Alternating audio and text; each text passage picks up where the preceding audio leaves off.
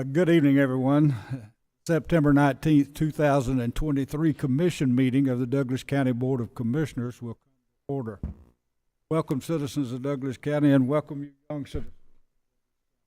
I think maybe we're going to be in good hands. Clerk, please take the roll for the record. Yes, sir. Commissioner District 1, Ricky Dobbs. Present. Commissioner District 2, Kelly Robinson. Madam Clerk, present. Commissioner District 3, Vice Chair Tarenia Carson. Present. District 4, Commissioner Mark Alcaraz. Present. Chairman Phil Miller. I'm here. Commissioners, are there any changes that need to be made to the agenda? Being none, the agenda stands as approved as presented. We are pleased to have Brandon Penniman with us this evening to lead us in our invocation. Please stand for the invocation, and afterwards, please join me in the pledge to the flag. Chairman, I don't believe he is here yet, so we're going to have our own Rick Miller do the invocation. Rick Martin, I'm sorry. Sorry, Rick.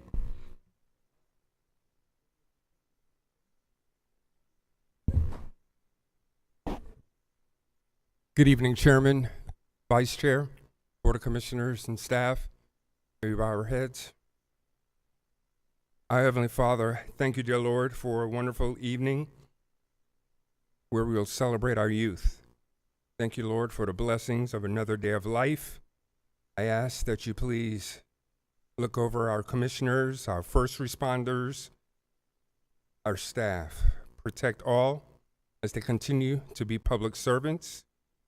Thank you, Lord, for the blessings of the next legacy as we celebrate our Youth Commission.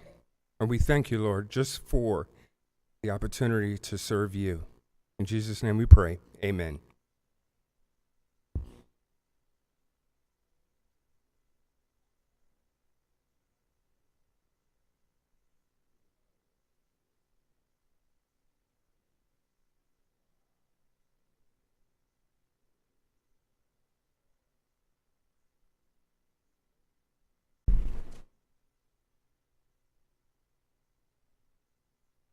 As a reminder, each commissioner will have 3 minutes to make remarks, 2 minutes for rebuttal.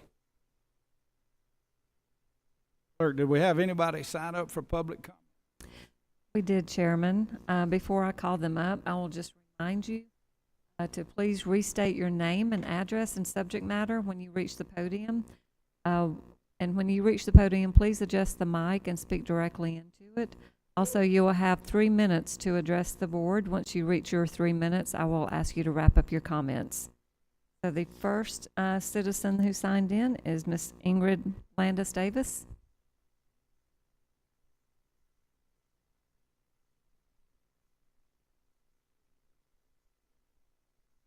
Good evening.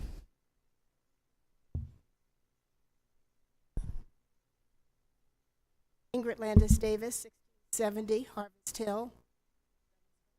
I want to speak about item number 21, museum, invigorate the museum for Douglas County. Analytical report from Kennesaw State University reported that was conducted by the collections department, headed by Dr. Jennifer Dickey, spot on about the need for a reinvigorate. As a legacy writer and a member of more than one historical organization, I couldn't agree more with the recommendations. It was surprising, however, to hear the question brought up at the commissioner level of should the county be in the, I think it was the business of running a museum. It was a shocking statement. When the county has been actually housing the museum for decades, number one, and number two, has been giving it hotel and motel tax money since those taxes were passed in 2013. If you've visited this museum, you'd know that it needs a major overhaul. And if 6,000 kids are visiting it a year, as stated yesterday at the meeting, which I, considering the last event that I attended there, which was Women's History Month, there were 4 kids there, and the museum could barely handle that. So anyway, but I digress. The museum is taking in tax monies. They're on the county property without paying rent. And so the question is it a museum or is it a storage for family mementos and memorabilia?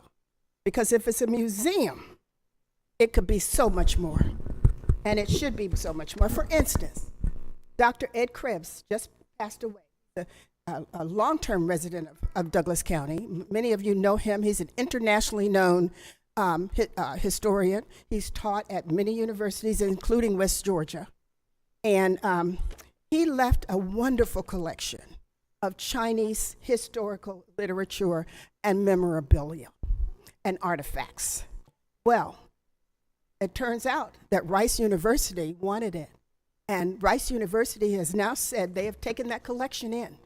And they have said that it is the gold standard for Chinese history. We could have had that collection and been the gold standard.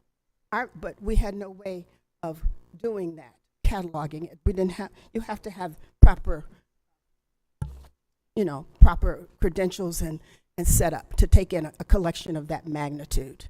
So I urge you to reinvigorate the museum.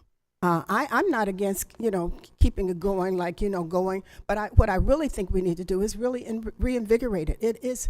It could be a wonderful, wonderful resource.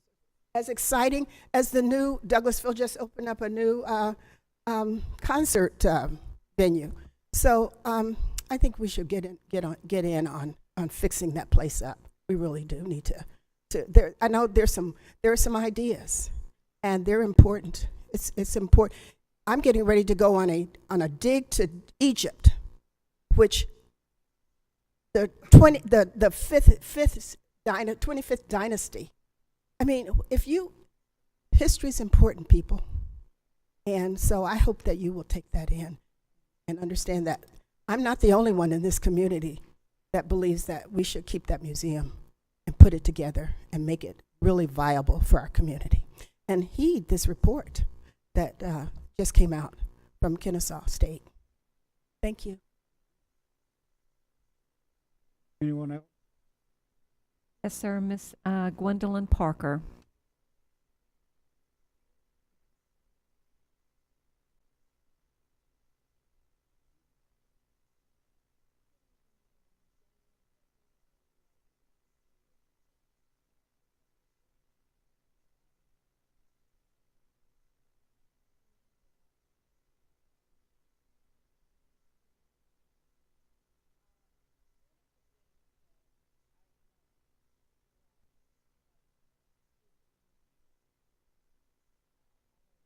Visited.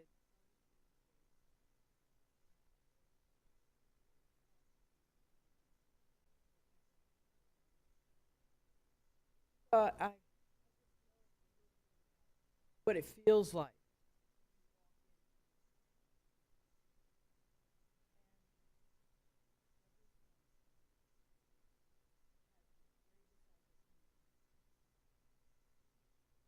That feeling. If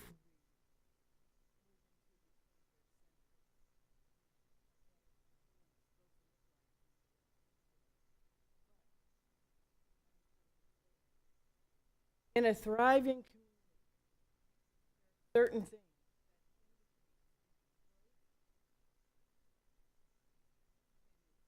infrastructure,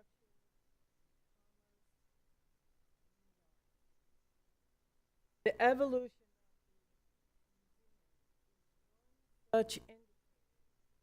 As the community grows and prospers, so does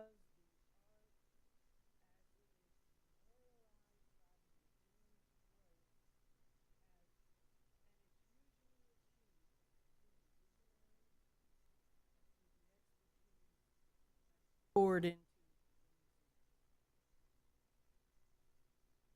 We need both those things. Valuable in our community.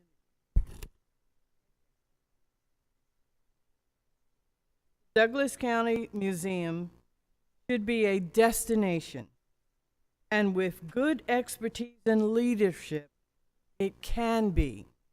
Just like I visited those museums in many of the 42 states I have been to. The current structure will not serve our community, our growing, vibrant, diverse community. Going forward, unless a vision for future growth is put in place. The report highlights the areas of opportunities as well as the areas of deficiencies. We can and must always strive to achieve our highest potential in all areas that interface with the public and aim to contribute to the Douglas County history ongoing story. Thank you for your time. Thank you. Anyone else? No, sir. We have the Douglas County Commission swearing in.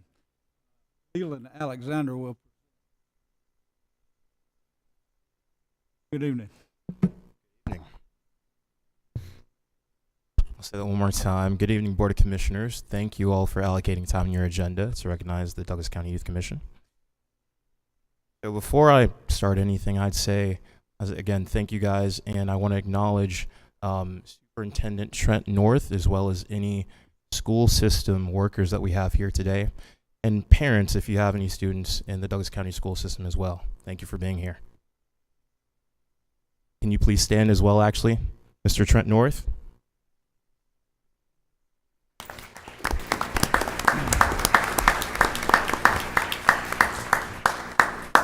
And if we have any teachers or Douglas County school system workers or parents.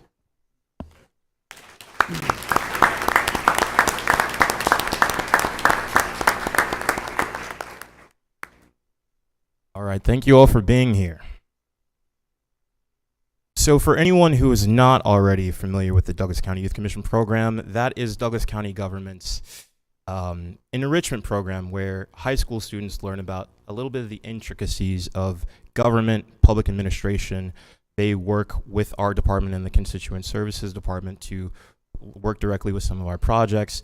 They have very creative real-world problem solving that they do as well. There's a little bit of lecturing as well as part of it, but it's a great program for them to continue to learn and enrich. And frankly, it's been serving as a launch pad for a lot of our students' success. We've had students get scholarships. We actually sent one to Washington, D.C. over the summer, learning about law and advocacy. So it's been doing great things. I'll put it that way. In any case, that said, we do have a video that the Communications Department has put together, and I'd like to go ahead and play that, if you will.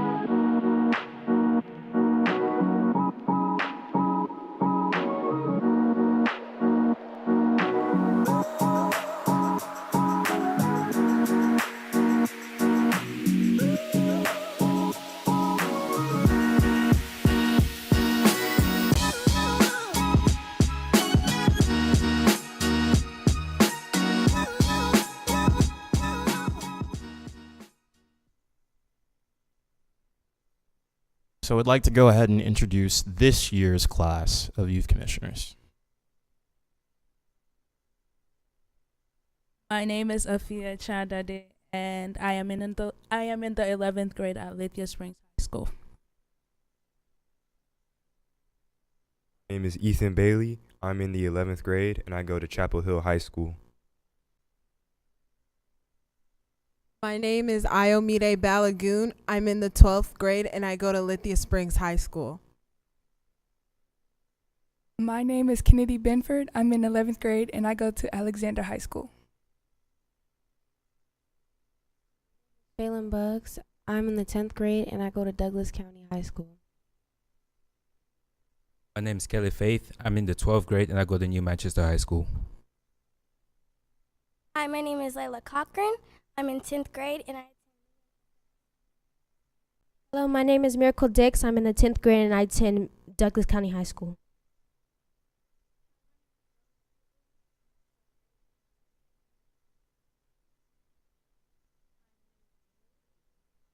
Grade 9 High School. Hello, my name is Jordan Grandy. I'm in the 12th grade and I attend Chapel Hill High School. Hello, my name is Jalen Hicks. I'm in the 11th grade and I am homeschooled. Hello, my name is Blaze Hodge. I'm in the 10th grade and I go to Douglas County High School. My name is Dominic Hogan, 10th grade. My name is Cameron Addis Jones. I'm in the 10th grade and Good evening. My name is Madeline Martin. I am in the 11th grade and I attend Douglas County High School. My name is Ashley McLaughlin. I am in the 10th grade and I attend Lithia Springs High School. My name is Kirsten Moore. I'm in 11th grade. I go to Douglas County High School. Rylan Moore. I'm in 12th grade in Douglas County High School. Hello, my name is Angel Ntiamo. I am in the 11th grade and I attend New Manchester High School. Hello, I am Ivan O, and I'm in the 11th grade and I go to Chapel Hill High School. Hello, my name is Lokesh Pampati. I'm in the 11th grade. I go to Chapel Hill High School. Hello, my name is Ryan Samples and I'm a senior at Lithia Springs High School. Hello, my name is Bryson Simmons. I am in the 11th grade and I go to Douglas County High School.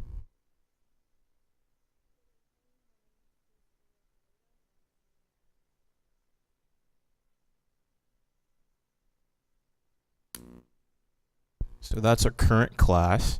And actually right now, I'd like to introduce some of our officers and alumni for Youth Commission who were in the previous year.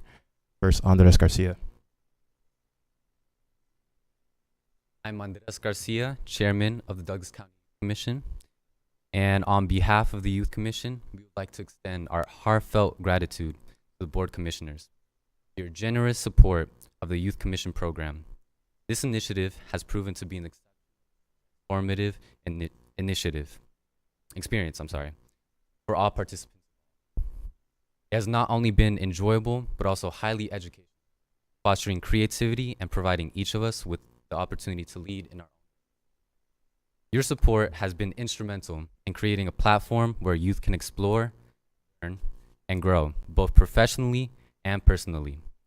The Youth Commission has left a long-lasting impact on all of us, and we look forward to continuing to make the most of this wonderful. Thank you once again for your unconditional support. And to the 2023-2024 Youth Commissioners, congratulations on your swearing in. The Youth Commission alumni look forward to working with you and helping you in any way we can. Thank you.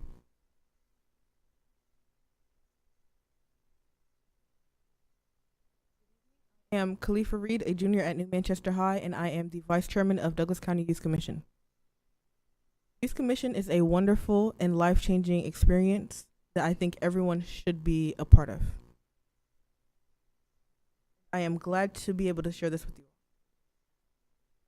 Hey, congratulations and welcome to Douglas County Youth Commissioners, Class of 2023.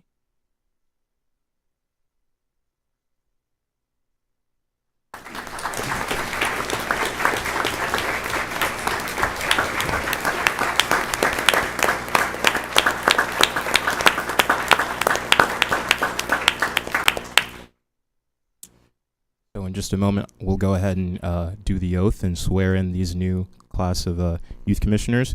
I just wanted to say thank you again, Board of Commissioners, for helping support this program. Thank you to Ms. Stewart Stanley for helping us run this, Ms. Wendy Cottle, Felicia Turner, and of course Ms. Amaji Stewart for helping us build this program to grow to be the best that it can be. We'll go ahead and do that swearing in now.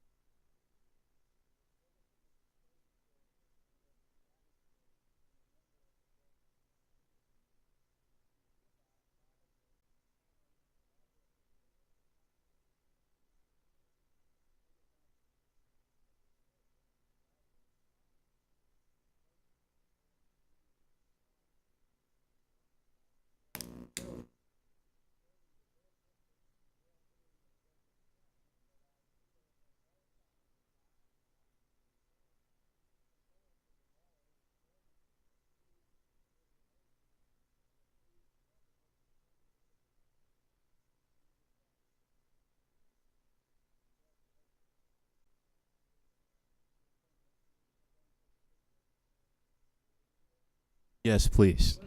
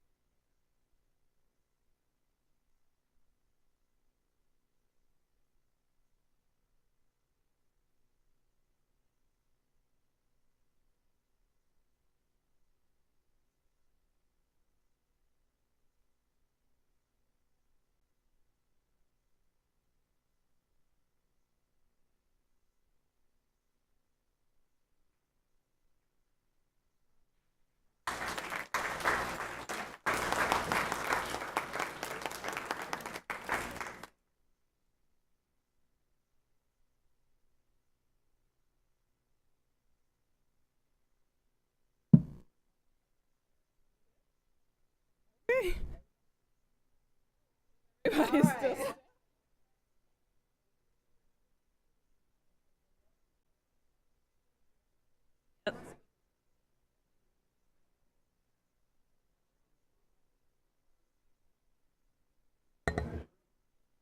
Okay.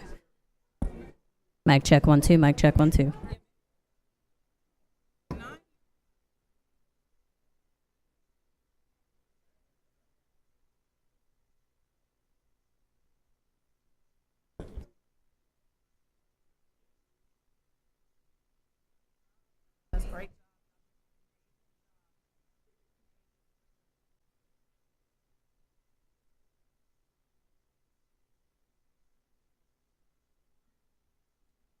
I just wanted to make another announcement that if you don't sound like this in the room, then you probably will not hear yourself. So please make sure you sound like this. If you turn your face, make sure you're still in the mic while you turn your face. Cool? Thank you so much. I appreciate it.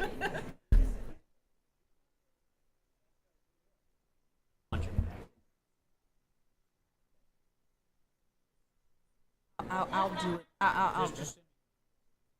Okay. Okay. I think I approve. Okay, let me.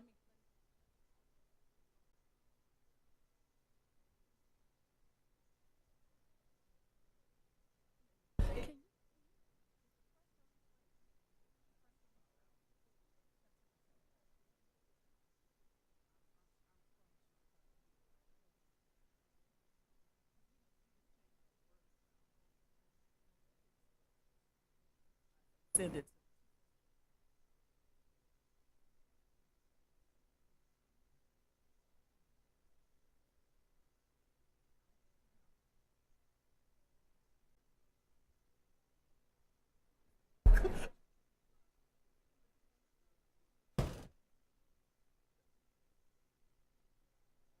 See, I enjoyed that. I didn't have to say it.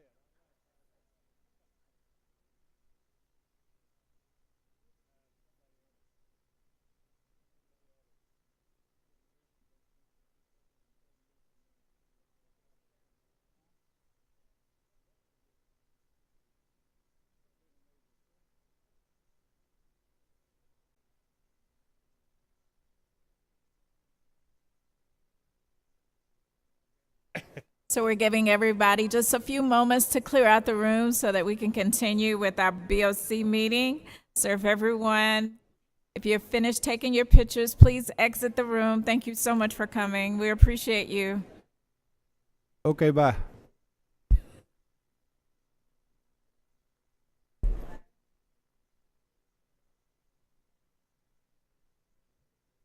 Okay, ladies and gentlemen, next on the agenda is the approval of the minutes. You have the minutes of the commission meeting for September the 6th, 2023, the work session minutes on September the 5th, 2023, the executive session minutes on September the 5th, 2023, and the special call meeting minutes on September the 8th, 2023. Are there any corrections or additions or deletions that need to be made? Being none, the minutes stand as approved as presented. Next, we have a financial report for the month of August. Any objections? No, sir. Being none, the financial report stands approved. We have some proclamations. We have Veronica, watch me miss this, Toscano de Ledger. How close was I? Not even close. He's here to read the proclamation proclaiming September the 15th through October the 2023 as Hispanic Heritage Month in Douglas County. Thank you, everybody. My name is Veronica Toscano de Ledger, and I'm the liaison for the state of Guanajuato, Mexico.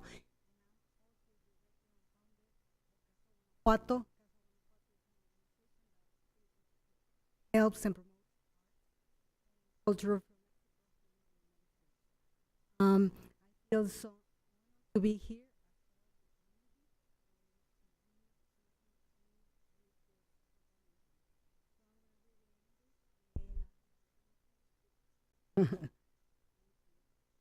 Whereas each year, Americans observe National Hispanic Heritage Month from September 15 to October 15 by celebrating the histories, cultures, and contributions of American citizens whose ancestors in Spain, Mexico, the Caribbean, and Central and South America, and considerando que cada año los estadounidenses observan el Mes Nacional de la Herencia Hispana del 15 de septiembre al 15 de octubre, celebrando las historias, culturas y contribuciones de ciudadanos estadounidenses cuyos antepasados provienen de España, México, el Caribe y América Central y del Sur.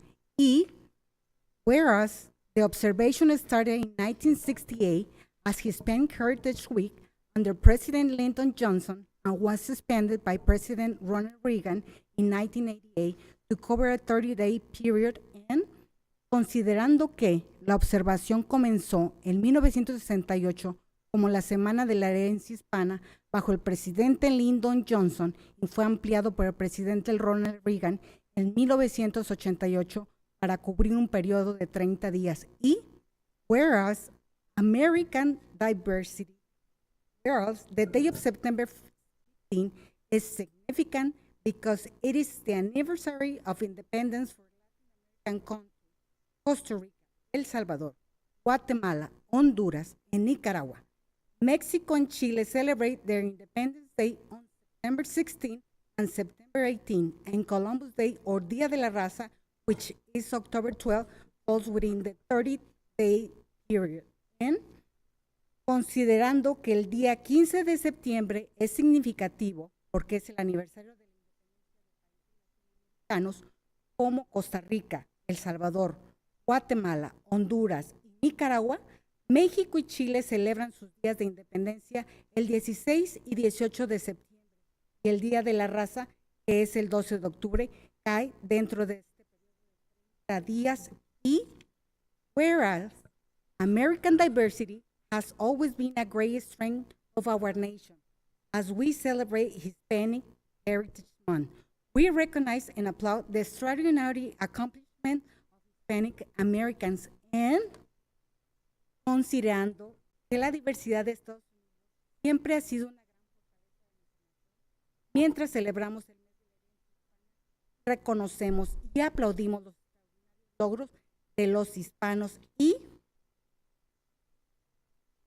whereas from America's beginning, Hispanic Americans have served as leaders in business, government, law, science, athletics, the arts, and many other fields. In 1822, Joseph Barlon Hernandez became the first Hispanic to serve as a member of the United States Congress, representing the newly established territory of Florida.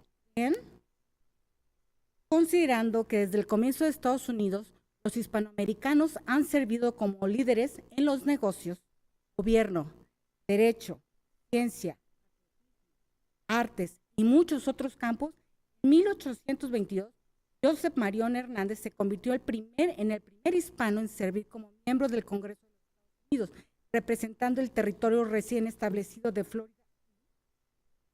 Whereas National Hispanic Heritage Month provides an opportunity to recognize the vitality of the Hispanic culture as an integral part of our society, and to acknowledge the service of Hispanic Americans to our country, from those who have aided our local community, those who have served in the armed force, distinguishing themselves in leadership and courage.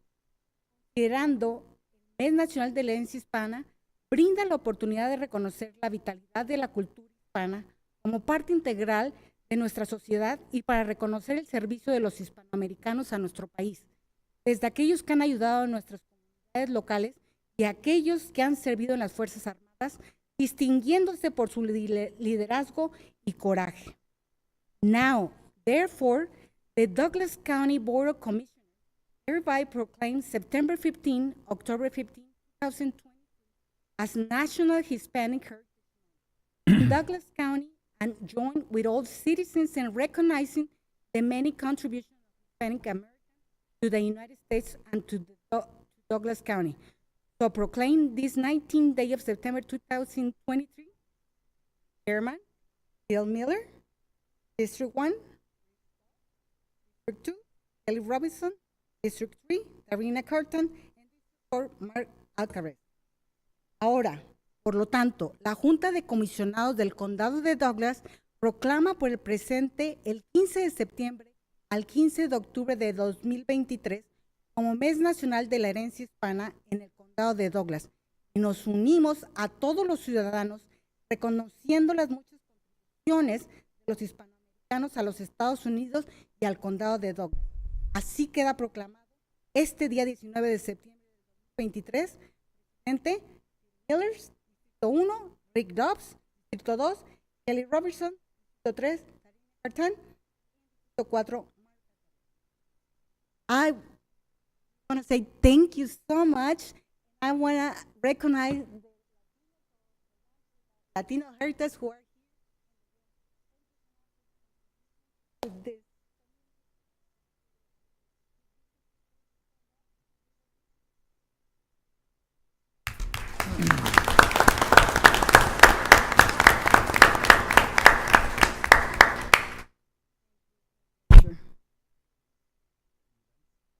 I just want you to know I didn't understand half of what you. Do we have a motion to approve the proclamation?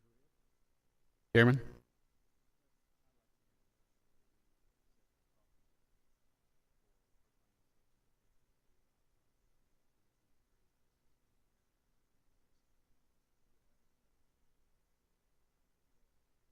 Motion and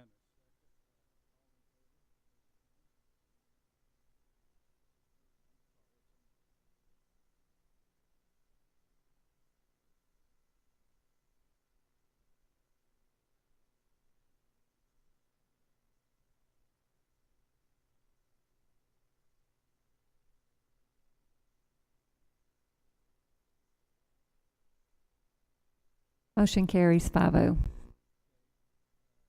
take a photo.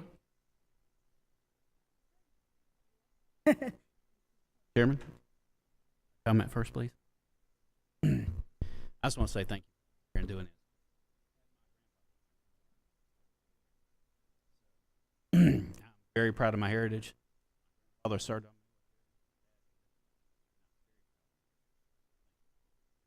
me. Thank you.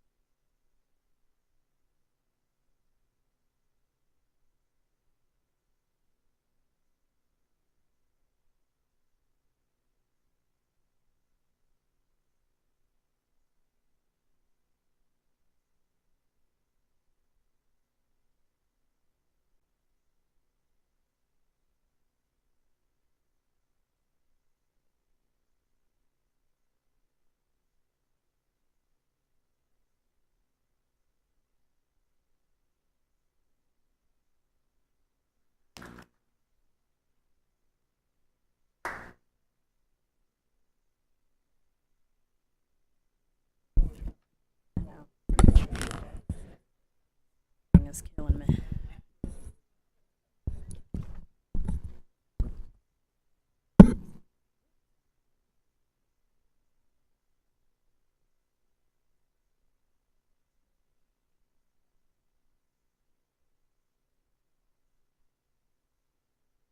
Hey, we have Michelle Fleet proclamation through the 2023 as Constitution Week.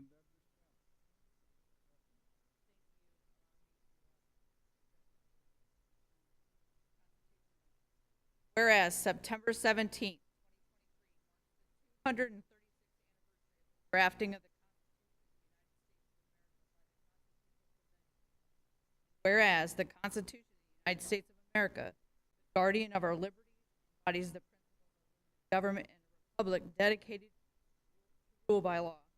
And whereas it is fitting and proper to afford official recognition to this magnificent document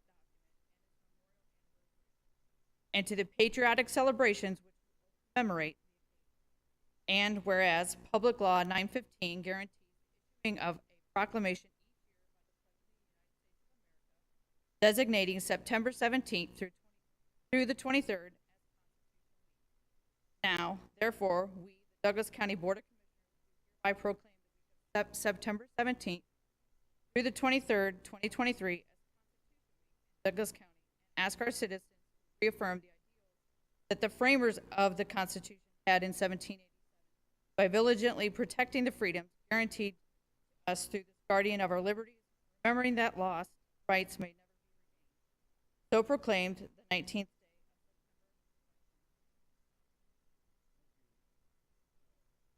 We have a motion. So moved. Any discussion? Yeah, just want to make a quick comment. Again, we had the youth commission that was just here, and it is all about the Constitution. No kings, no dictators. Article 1 was about Congress, oversight, by the people, for the people. And so, to your point, I say it goes beyond just celebrating. It goes beyond just proclaiming. You got to live this, even at the local level, to understand what those words really meant. Like, okay, come on, guys, weigh in. We all have a voice, our liberties, our rights. It's knowing how to exercise that. It's not just, words on a page. Like, okay, you got to make that thing come alive. So I appreciate us doing this. Thank you, Board of Commissioners, for proclaiming this, because, again, it doesn't matter. You got to recognize what it's all about. 234 years, yes, from the first drafting. How important that document is. Yes, we may have, we could be dysfunctional, but we're better than everything else. What a country. What a great experiment. Way to go. Now you, Mr. Chair. Thank you. Anyone else?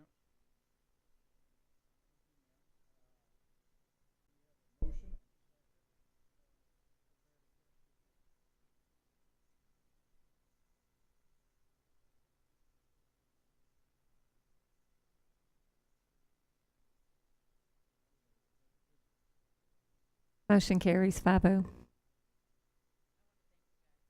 For allowing us here to our heart. Saturday, handing out Constitution.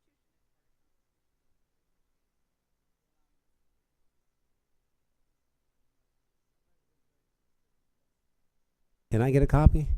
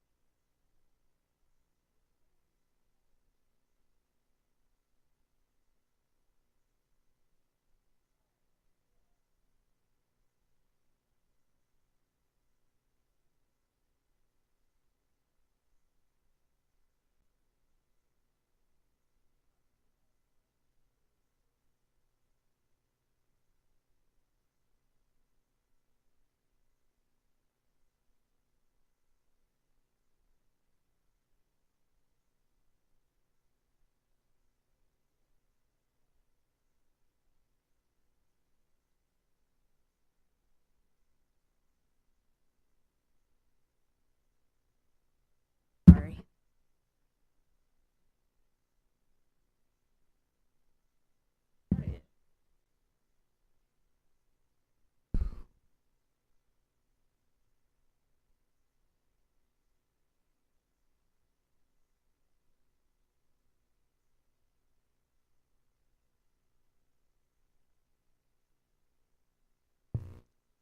We have a public hearing on the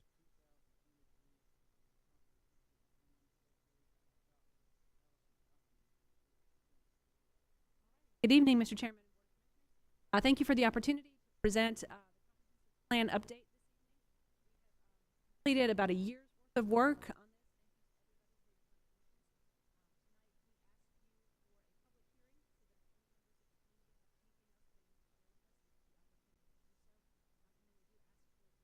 vote to approve and adopt this.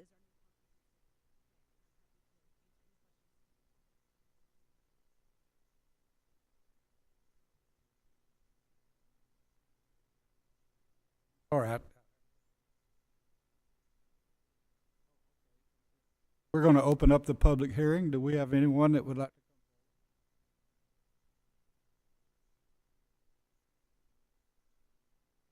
State your name and your address, please. My address is 981 Forest Knoll Court in Lithia Springs. You guys are becoming my friends.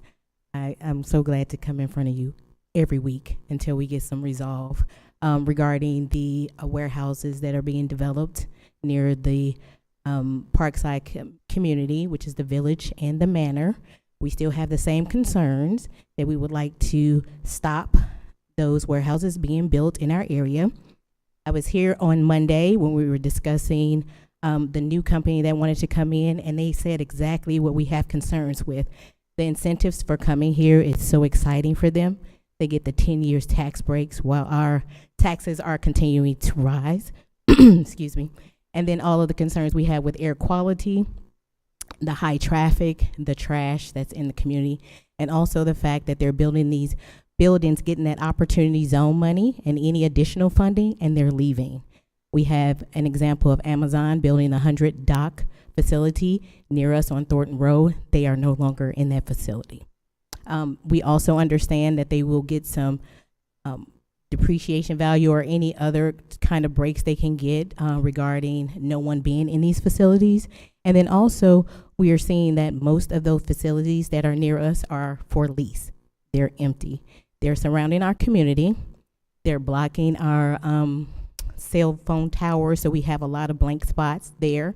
They also, it's causing flooding. Animals are coming out of their zone because of the fact that these buildings are being built there. We have high traffic as well as 18-wheelers coming through our community and turning around in our community as well. So we do have a lot of concerns with all of the warehouses that are being built since 2019, and now we've had 6 and some additionals coming, including a data center that takes about 3 million gallons of water a day. And we've had some issues with our water, the pressure of our water in our communities as well. And then we've also had blinking of our electricity and our lights. So our concerns are very valid. And again, we would just like to be able to sit down and have an opportunity to say why, and to help them understand that coming in our communities, getting the tax breaks, leaving after 10 years, and also not providing any of those positions or those jobs, as you stated, Mark, District 4 Commissioner.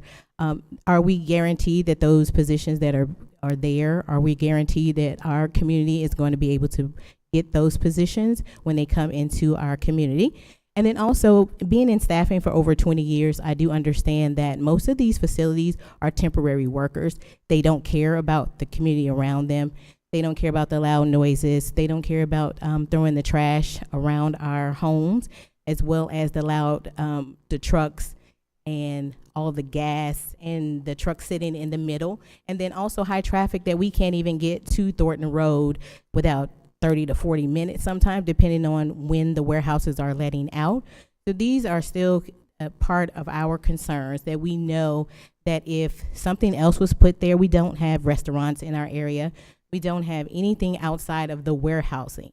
They're tearing up our roads, and we will be providing a video regarding that as well. We have someone in our community that's working on that.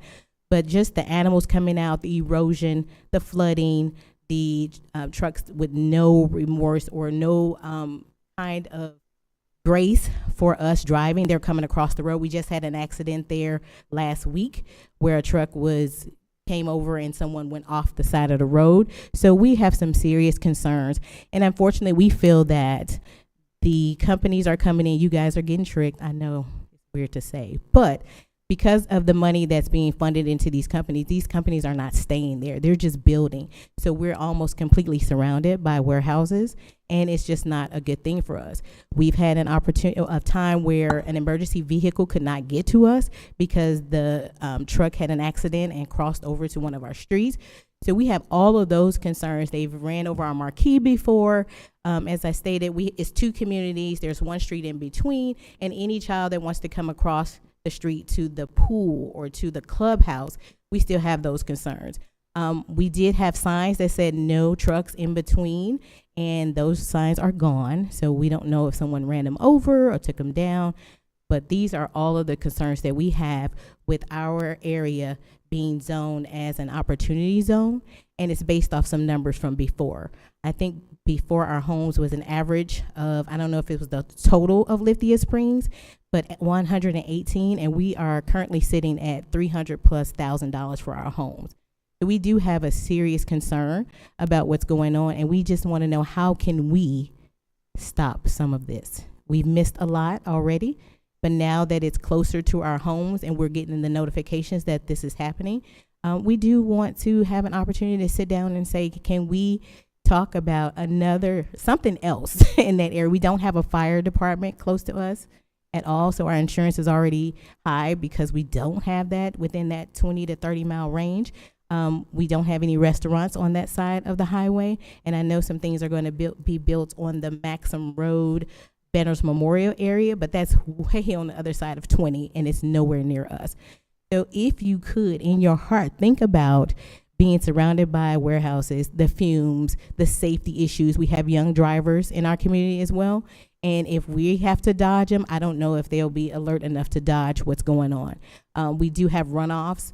The streets are tearing up drastically, and we will be providing that information, but just think about you and your home that was zoned residential when you bought your home, and now people are able to come in, do an application, and switch that zoning over to light industrial, and they don't care about our communities because they are not even leased.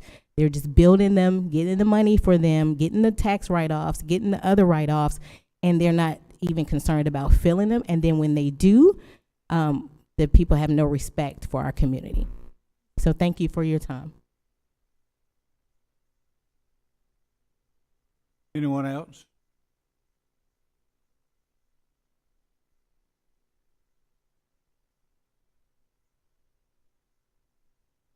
Evening. And again, commissioners. First, I'd like to thank you so much for authorizing the pay increase for our local law enforcement officers. I feel it's been very well deserved, and it was desperately needed. So for that, I sincerely thank you. I'm here today, I'd like to piggyback, I didn't catch her name, but I would like to piggyback on some of the same concepts that the speaker before me brought up. I'm going to talk about overall development in Douglas County. I did peruse the 155 pages in the current year draft of the comprehensive plan. I'm keeping in mind that this plan has been developed with current resident input, so it doesn't necessarily reflect the opinions of future generations. As you know, we have multiple major developments currently underway or recently completed. For the sake of time, I won't reiterate them. On the 2023 plan, it shows my visual estimation that about 70% of the county as available or high potential for growth. This is way too much. Just because it is possible to develop an area doesn't mean it should be. Once you clear cut and you pave it over, it's nearly impossible to get that green space back. Moreover, each of these developments has a ripple effect on traffic and roads, schools, sewer systems, our power grids, and our environment. You, as stewards of our county, hopefully take the comprehensive and long-term effects of development into account. Currently, we have a teacher shortage, so much so that we have people from foreign countries in our classroom. What is our vacancy rate in our existing retail and industrial space? Can we not encourage businesses to utilize those?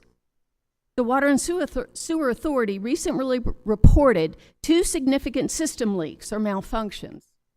There are clear-cut areas around the county where it appears that the developer may have gone bankrupt. Shouldn't we be thinking about those areas? Again, once you green light the clear cut, it can take decades to regenerate the greenery. You are stewards of our wildlife as well. They are losing their habitats at an alarming rate, yet they have no way to voice this. If we wanted the development of Atlanta, we'd move there. We don't. It's a short drive to access the many amenities there without sacrificing our green space. Last, I'd like to mention significant and current economic trends that bear watching and don't favor unfettered development. Mortgage rates and inflation are at record highs, as is consumer credit card debt. More than half of Americans indicate they're living paycheck to paycheck. Foreclosures in our county are 500 plus, according to foreclosurelistings.com. I implore you to be mindful of the big picture and long-range impacts of this excessive development. Please slow down or stop this future development, and preserve our quality of life for everyone, now and in the future. Again, once you cut it down and pave it over, you really can't get it back. Thank you for your time. Anyone else?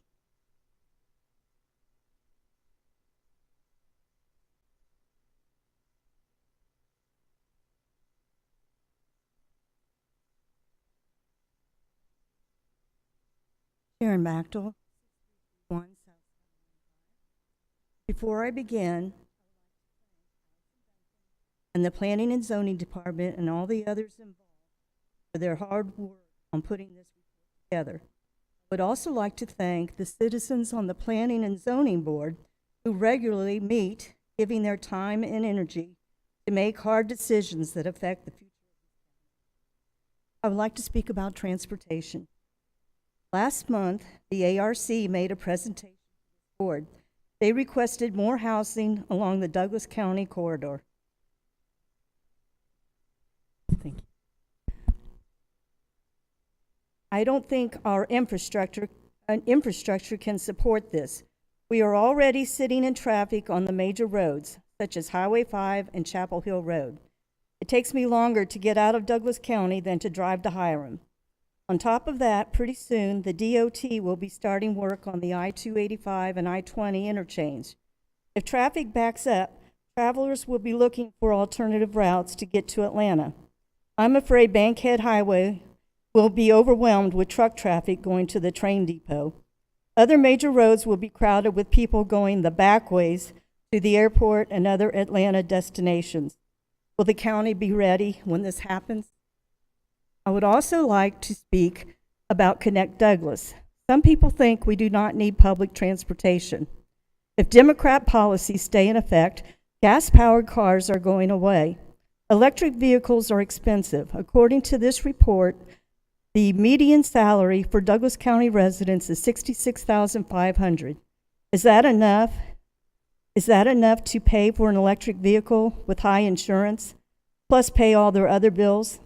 The cost of owning a vehicle is going up because of rising costs of insurance, gas, and repairs. The convenience of owning and driving your own car will be going away for some of us. We will be pushed to public transportation.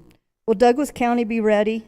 The low ridership of the fixed routes show that fixed routes were the wrong choice. And even worse than that, when the board voted for fixed routes in only districts 1 and 2, they closed the door on any handicapped person in districts 3 and 4 from getting a ride. According to ADA rules, the county is only responsible for providing handicapped rides for those living within a mile of the fixed routes. If the board had voted for dial-a-ride, every single person who needed a ride, whether handicapped, senior, or poor, would have had a ride. I know Director Roberts is working hard to figure out the future needs and solutions for the county's public transportation. We all need to be paying attention to this. We all don't walk in the same shoes. We have different needs. I'm hoping that whatever plan the Transportation Department comes up with will be inclusive to the whole county and all citizens. And thank you for allowing me to speak. Thank you. Anyone else?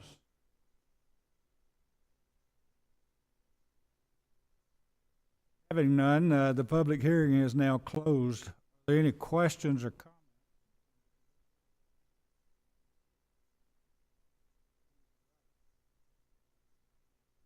All right. I really appreciate this moment. I'm going to be thoughtful because I appreciate the comments. I've heard a whole lot.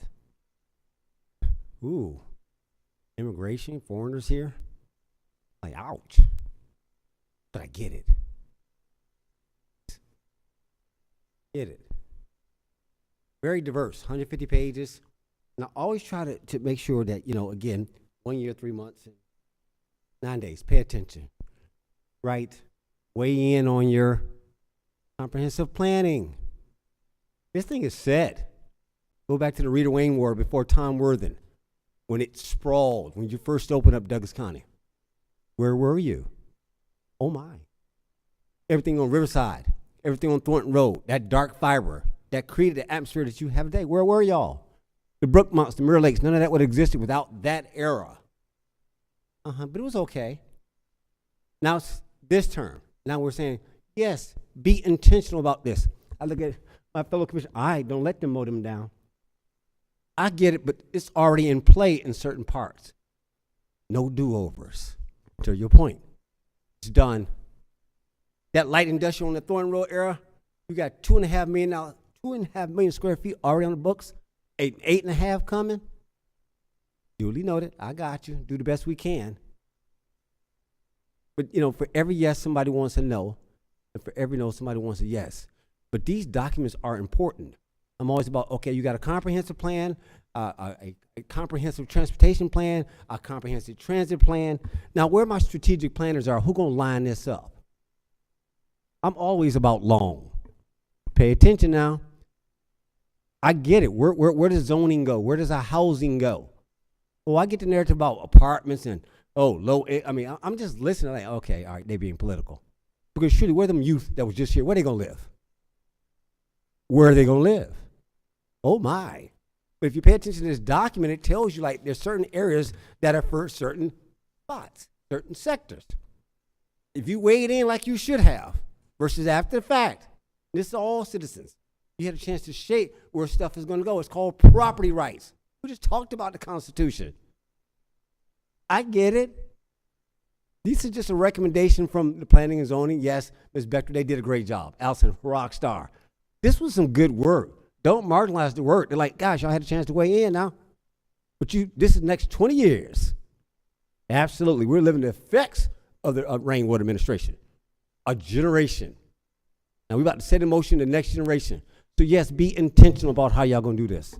It's already in place. So now it's really the execution, the implementation, zoning. Hold them to it. We said that this is going to go here. We said this is going to go here. We said this is going to go here. Now, it's really about the special uses when, you play off. I get it. Again, you got to coexist, residential versus commercial. They get to coexist. It's called property rights. Some things we inherited, some things can be done intentionally. I implore you, take care of District 4. Take care of District 3. It is what it is. That's the reality. Now we're trying to be thoughtful about how we do our infills, how we shape this thing. But please, the board knew what it was doing when it got this study going. This is the binding document. This is what we're going to use as a guide. So hold us to this. Hold us to this. There is a plan here. We are intentional. And I'm not going to get into transportation, that's a side story. That ain't time for this. This is about zoning. It's always about zoning. Control your police, control your order, and control your zoning. Those are two major functions you can do as a local municipality. Zoning and your police force. All right, so we get it. I thank you guys for coming out and weighing in, but this document, great work. That group does a great job, and I just, Mr. Chair, I want to thank your staff and those guys for doing it. They know I really believe in them and the work they did, and I thank all the citizens who did weigh in. Those both on committee and those who weighed in those input forums, those guys, they did an awesome job, the consultants. So we've got a document that's going to carry us forward and stuff. So duly noted on all the comments, and we'll just keep it moving. Mr. Chair, I yield, sir. Else. Carson. Thank you. I just want to say to the citizens, thank you for waiting. I wish we had more citizens who could talk to us about what you really want to see. We had this, I believe, up on the website for the last 5 months, probably. We've had in-person weigh-ins, even had committees, people could come in and speak. I even asked people to comments.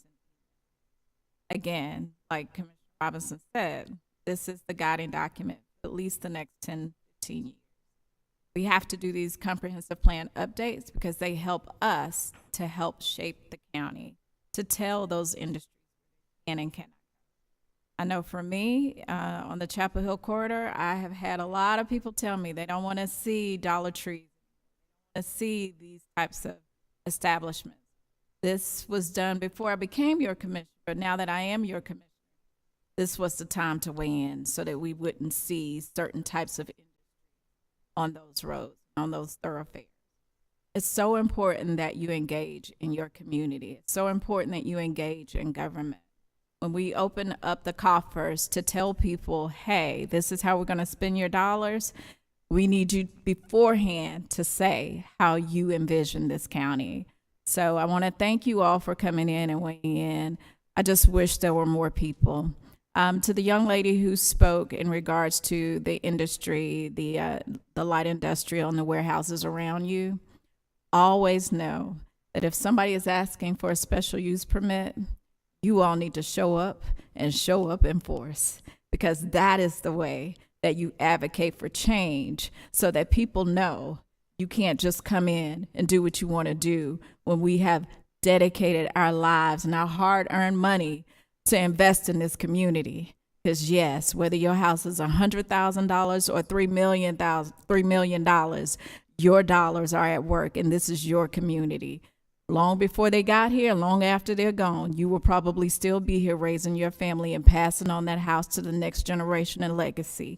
So show up and show out when it comes time. When you all come out in force, there's not one time have I seen this commission, at least since I've been on the board, who has not sided with the homeowners when you guys show up. So I just want to let you know, we do listen. Thank you, Allison, and thank you to your entire team. This was a job well done. I yield.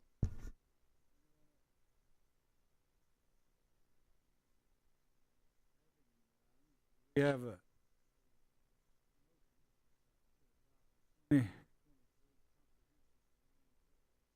So move to approve.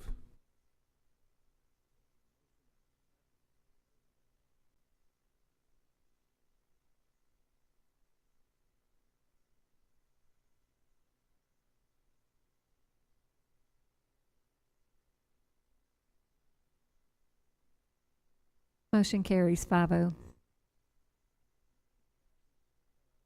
agenda items. We will now begin with our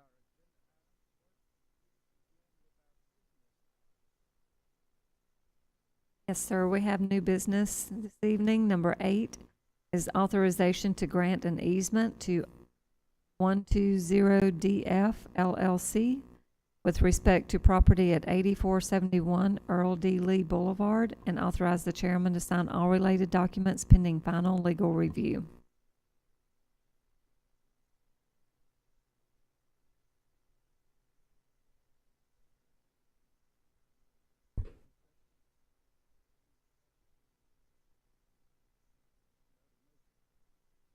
So move to approve as stated. Second. discussion.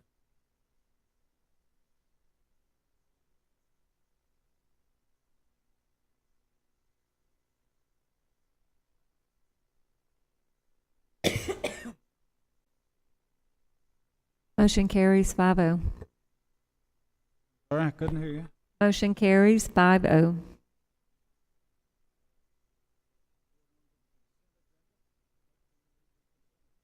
Yes, Real quick sir. point of order. All right. Inside the consent agenda, there is a reference to the museum. County Attorney, can you weigh in on the topic of what are we doing something different than through the end of the year or extending on? Can you weigh in, sir? Commissioner Robinson, the current proposal is that the MOU lasts for a period of 6 months, so that the amount that is proposed paid pursuant to the MOU be for a 6-month period. Current draft that you have before you tweak to reflect that, but that's what the proposal is. Item on the agenda proposes indicates a 6 month. Just for clarity, so we have contracts from PR firms just last meeting that went through the end of the year. It may roll over, it may not. This one likewise, shouldn't all of our contracts end at the end of the year and we renew them with options, or are we okay with waiving it? Talk to me. So it's not required that it end at the end of the year. I think that many of them do. At the employment contracts ongoing, but for contracts like this, MOUs, most of them end at the end of the year. There's no requirement that it be done. So I think yesterday, I think the board expressed the desire that it be for a longer period of time than just the end of the year. So the MOU will be amended accordingly. There's no legal prohibition on doing it for whatever period of time the board approves. Okay. And the contract does reflect that this is currently for the 2023 year with a couple of month rollover. There's no additional capital associated with this. There is no renewal or overhaul of the policy or bylaws associated with the museum. It has nothing to do with the use of the building itself. It's strictly a one-time cash infusion. Is that accurate? Correct, yes. Right. I yield with no further action. Thank you, Mr. Chair. I have a question. I was under the understanding that we had agreed to give them $50,000 to finish out this year, $100,000 next year. Wrong? That's led, or did I not understand? I think the current MOU only covers the $50,000. Based on the discussion yesterday, it was our understanding that it was supposed to be extended for a period of 6 months. I think that the additional amounts that will be appropriated after that could be covered in the budget discussion for this year. I don't think there's any appropriation been made or recommended for that yet. That's, I think, a budget discussion for this year. But the current MOU will reflect a 6 month period, unless the board desires a different period of time, which can be discussed and done now. But to do so, it would have to be taken off the consent agenda and have a broader discussion about it. My comment by that I'm not against adhering to the Kennesaw State port. Problem is that it probably somewhere between $500,000 and $1 million we're not willing to spend right now. At least I'm not. I think kind of saying the same thing. I'm not sure. I think the MOU, Mr. Chairman, doesn't really get into the specifics of the Kennesaw State recommendations. I for one, have not seen them. So, I think if that's something that the board wants to address, it would have to be a separate item at a later point. It's not addressed in the current MOU. My response was other commissioners have stated, and what a couple of people tonight, a couple of citizens wanted to assure them that I'm not against that. I'm just against spending $1 million or $1 million.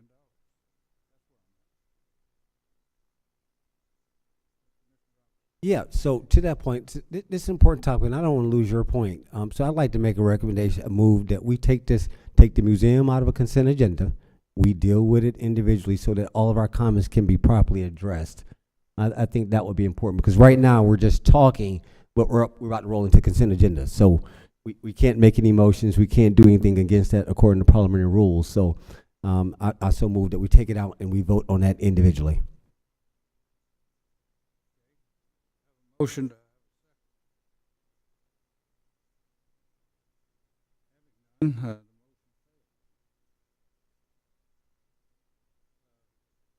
So, all right. Well, thank you. So we're gonna leave this as is. All right, got it. So before we go on consent agenda. Now, we need to talk about this. I was trying to put a marker. Don't let this get away from us in that budget retreat. See, this that sleight of hand. You're using a building that perhaps is illegal. I'm not letting this go. Lisa, find that document, county clerk, that establishes this. See, we can't be convenient of how we want to apply rules and policy. Now, I ain't got no problem, you know, y'all want to take care how she going to use 50,000. I'm not going to get into that. I'm not going to get in the weeds. But oh, absolutely not. You don't get to use this building for free, and that's okay. It's an entitlement, and we don't want to spend the money, but okay, but you don't get to use that building for free either. You know, the nonprofits that exist that would love to have that prime real estate.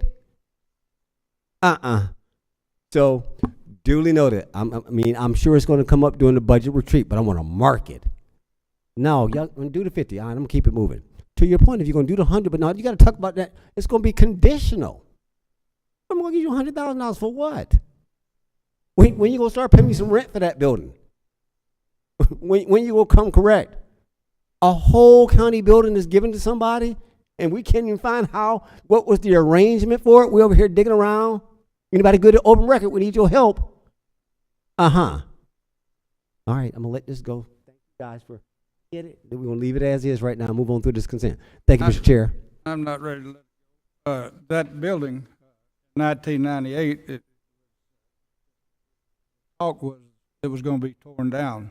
And these ladies and these people from the city of Douglasville got together, and they tried to figure out what to do with it, and they went to government officials and talked about doing a museum. And they also got it registered on the building is nationally registered.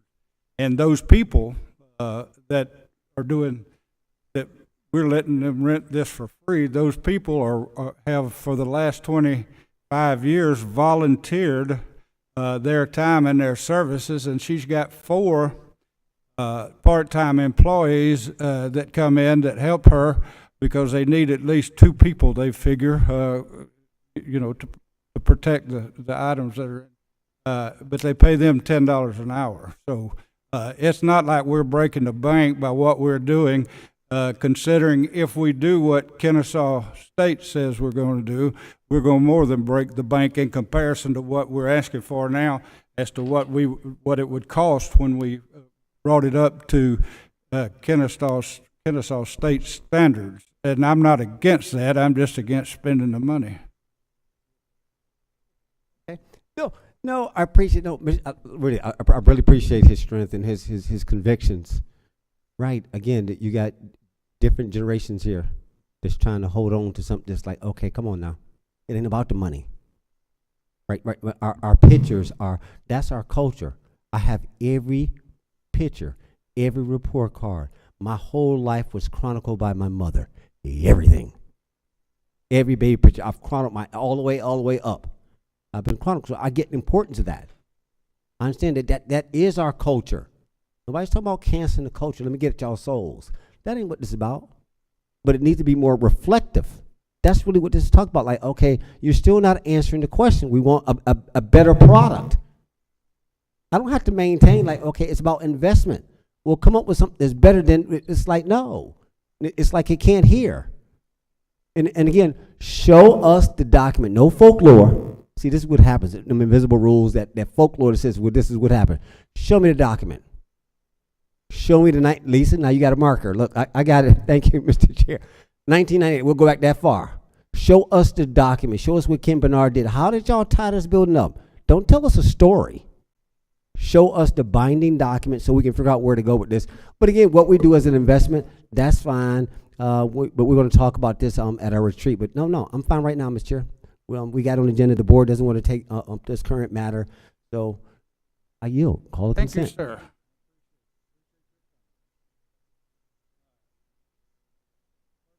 Read the consent. Yes, Chairman. Number 9, authorization to accept the FEMA GEMA weather radio grant to purchase 2,000 NOAA weather radios for citizens in the amount of $52,300, with $47,070 from federal funds and $2,092 from state funds, the local match of $3,138 be funded through emergency operations budget, amend the budget, and authorize the chairman to sign all related documents pending final legal review. Number 10, authorization for Douglas County Sheriff's Office to accept ESCAP State Criminal Alien Assistance Program funds in the amount of $46,961 with no match, and authorize the chairman to sign all related documents pending final legal review. Number 11, approval to accept funds in the amount of $10,000 with no match and approve an agreement with the National Council on Aging, Inc. as a contractor for the COVID-19 and influenza vaccine uptake initiative to provide COVID-19 and/or influenza vaccines to 100 or more older adults before April 30th, 2024, amend the budget, and authorize the chairman to sign all related documents.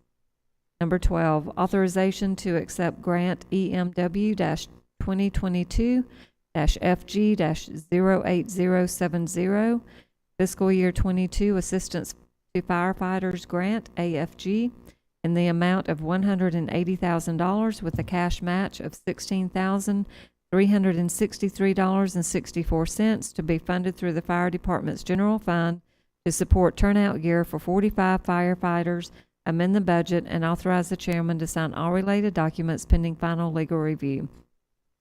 Number 13, resolution for approval of Project Hammer's participation in the Douglas County Tax Incentive Plan and the Memorandum of Agreement regarding taxation for real and personal property leasehold interest, and authorize the chairman to sign all related documents pending final legal review. Number 14, authorization to file an encroachment permit with the Georgia Department of Transportation in connection with the Spine Road project, and authorize the chairman to sign all related documents pending final legal review. Number 15, authorization to enter into a part-time employment agreement with Donette Chapman for Certified Appraiser 2 to provide personal property appraisal support at a cost of $2,400 per month for October through December 2023 to be funded from the existing appraisal department's budget, and authorize the chairman to sign all related documents pending final legal review. Number 16, approval of a memorandum of understanding with New Mountaintop Baptist Church for use of their Life Center to be utilized by Douglas Senior Services 2 days per week to provide congregate meals, social, recreational, and educational activities to older adults in the cost of $200 per month to be funded by Senior Services budget, and authorize the chairman to sign all related documents pending final legal review. Number 17, approval of an agreement with iWork Systems, Inc. for facility management software in the amount of $12,000 with a one-time setup cost of $7,920 to be funded through the previously approved ARPA technology funds as recommended by the Technology Committee, and authorize the chairman to sign all related documents pending final legal review.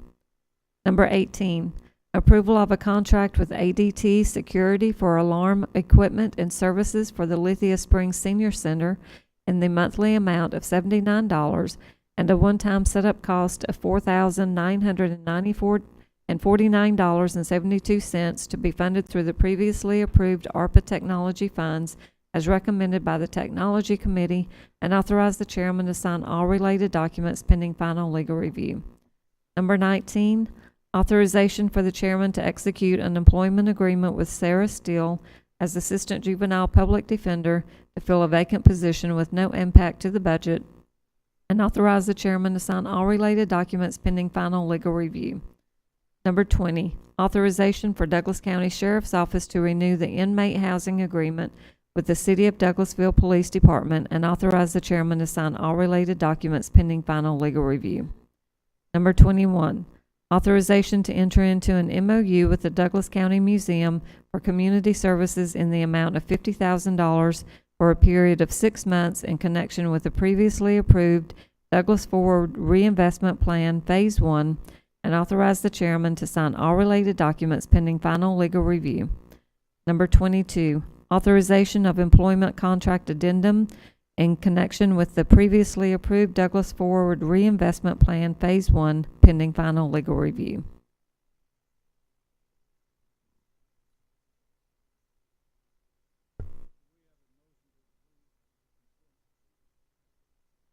A motion to approve the consent agenda as read.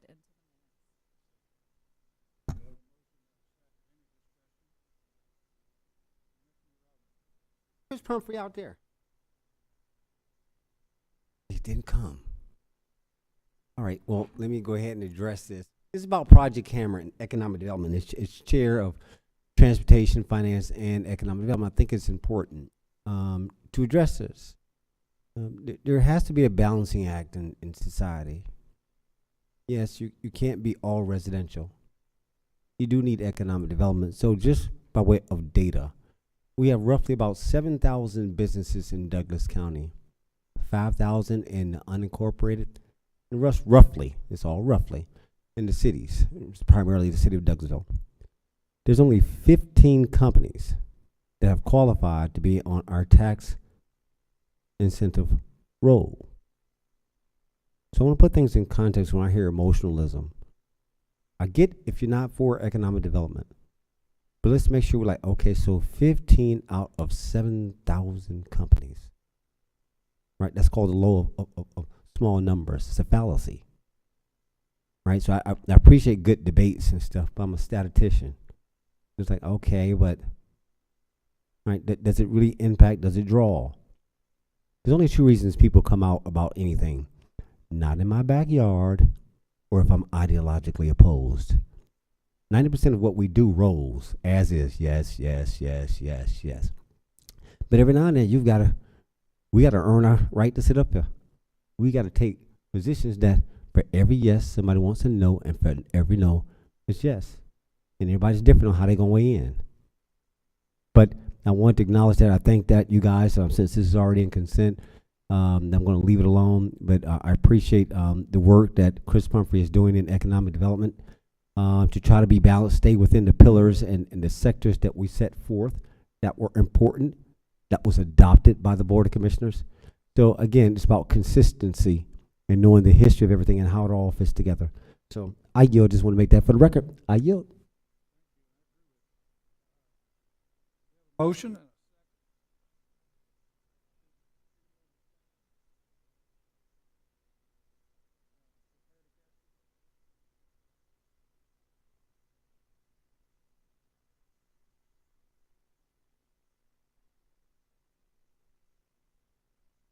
Motion carries 5-0. Approval of expenses.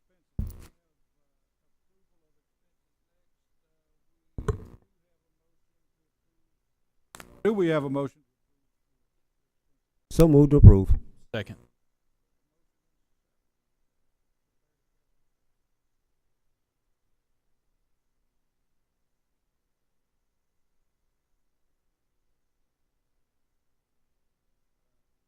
Motion carries 5-0.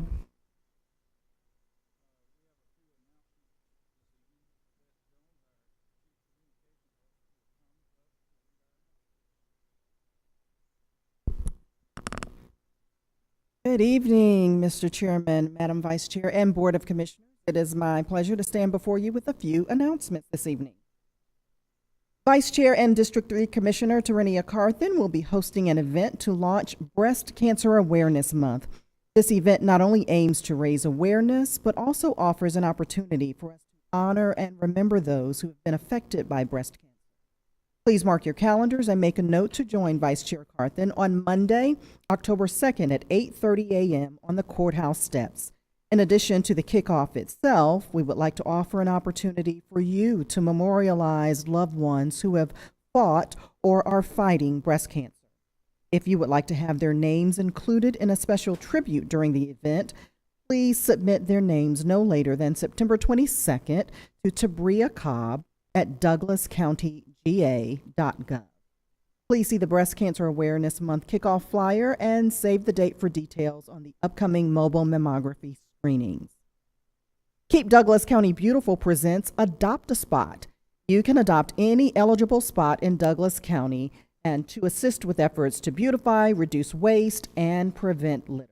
For more information, contact Amaji Stewart at istewart@douglascountyga. And Douglas County invites you to the biggest annual festival in the county, September Saturdays. That's kicking off on September 23rd. That is Heroes Day and Touch a Truck. And on September 30th, which is Family Fun Day. This year, our food court will feature over 14 food trucks for each weekend. Over 20 performers will be featured on our main stage. So come out and support our local retail vendors and community organizers. Let's not forget the amazing games and carnival rides for the children. The location address is 8700 Hospital Drive, right here at the courthouse, Douglasville 30134. For more information, please visit celebratedouglascounty.com. Tune into our socials as well, or you can contact Wendy Caudle at kcaudle@douglascountyga.gov, or you can call her at 770-920-4770. And in honor of Hispanic Heritage Month, the third floor art gallery has been filled with vivid, bright, and vibrant paintings by multiple Hispanic artists. The exhibit entitled Our Identity, Our Culture is on display now through October 15th. Join us for the Artist Chat on October 6th at 6 p.m., where you can meet the artists and learn more about their work. For more information, contact Wendy Caudle. And the probate office will be open on Saturday, October 7th from 9 a.m. until 3 p.m. for all probate services. And join the Douglas County District Attorney's Office for their annual Trek or Treat 5K Justice Run. That's on Saturday, October 28th, 2023 at Boundary Waters Park, located at 5000 Highway 92 in Douglasville. Registration is $25 per person for the 5K. Race sign-in begins at 8 a.m. and the race begins at 9 a.m. There will be music, fun, fellowship, and a costume contest. All proceeds will benefit local domestic violence awareness programs. You can register at runsignup.com/race/Georgia/Douglasville/Trek or Treat. We look forward to seeing you. And that completes my announcements for this evening. I yield back to you.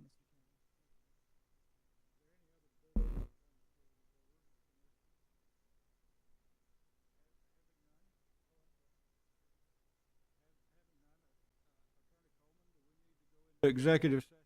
Mr. Chairman, we do not need executive session tonight.